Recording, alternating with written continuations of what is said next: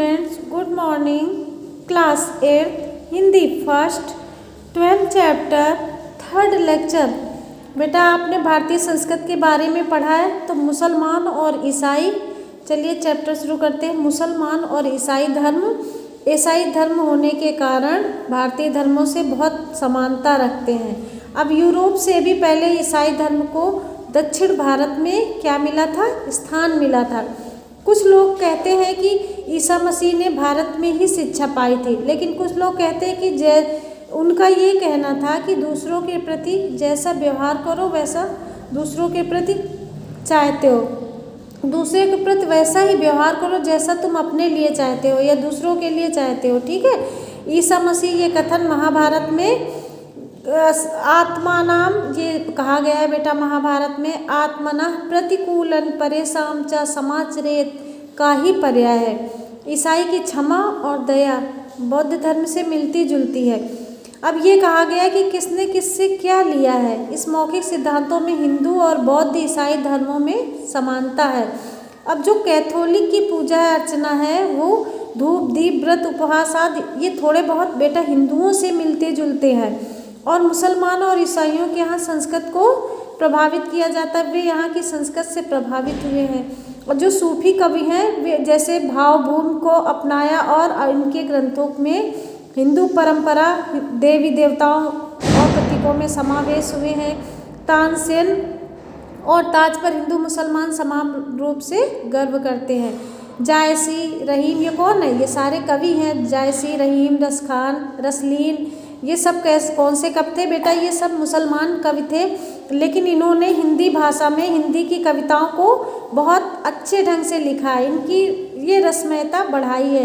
इनके काव्यों में जो है हिंदी काव्य है जिसमें रसमयता बढ़ाई है। रस खान के सवैये तो बहुत ही ज़्यादा उसमें रस की अभिभूत होती है।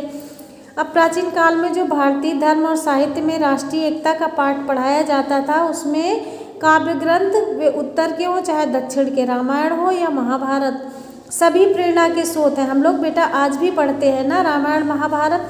अब जैसे कालिदास ने लिखा था रघुवंश, और कालिदास का ही लिखा हुआ एक अभिज्ञान शाकुंतलम इनका बहुत फेमस रचना है कालिदास जी की।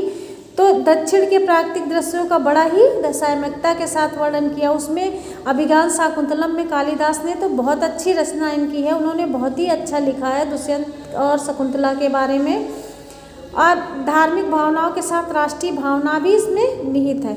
अब शिव भक्त ठेठ उत्तर की गंगोत्री में जानवी जल लाकर दक्षिणी सीमा में रामेश्वर जो महादेव का अभिषेक करते हैं। उत्तर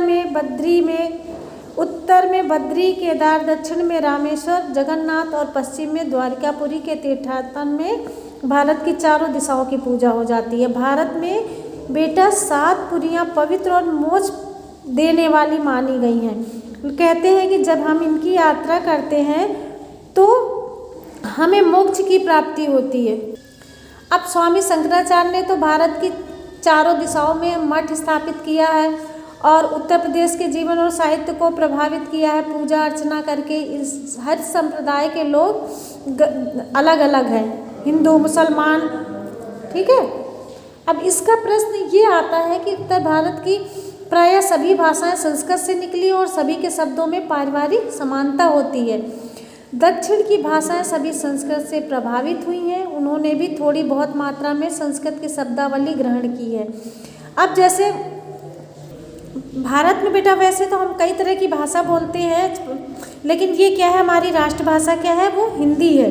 अब भारत की बहुत सारी भाषा जो साहित्य का धूमिल इतिहास है, घुला मिला प्रतीत होता है, लेकिन इसके बीच कोई अभेद दीवार नहीं है। मीरा गुजराती हिंदी के कई रूप देखने को मिलते हैं। हिंदी में कई कवित्रियों ने अच्छी रचनाएं लिखी है।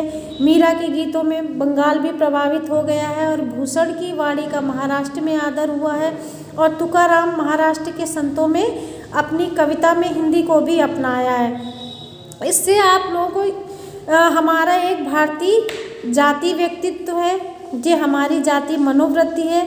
ठीक है। अब इससे हम इसके रहन सहन रीति रिवाज उठने बैठने के ढंग चाल ढाल वेशभूषा साहित्य संगीत और सब कला का व्यक्त होता है और विदेशी प्रभाव पड़ने पर भी हम बहुत अंशों में बना हुआ है, वो हमारी एकता का मूल सूत्र है। अब बेटा ये आप लोग इसकी रीडिंग लगाइएगा, तब आप लोग को अच्छे से समझ में आएगा कि हमारी भारतीय संस्कृत में के बारे में क्या क्या बताया गया। आप लोग इसकी रीडिंग लगाइएगा। आपका ये लेक्चर फिनिश होता है। आप लोग बेटा अपना होमवर्क नोट कीजिए। बेटा आप लोग अपना होमवर्क नोट कीजिए। ये आपको होमवर्क में लिखना है, बुक में फिल करना है। देश राष्ट्रीयता का एक आवश्यक उपकरण है, यहाँ पे उपकरण फिल कीजिए। सेकंड है, हमारे वेदों की उपेक्षा की गई है या इनको नगण्य समझा गया है। प्राचीन काल में भारत धर्म और साहित्य ने राष्ट्रीय एकता का पाठ पढ़ाया है और पारसियों और हिंदुओं में अग्नि की पूजा समान रूप से होती है। भारत की विभिन्न भाषाओं के साहित्य का धूमिल इतिहास यहाँ पे आपको फिल करना है। आपको ये बुक में ही फिल करना है। अगला लेक्चर कल पढ़िएगा। Thank you class.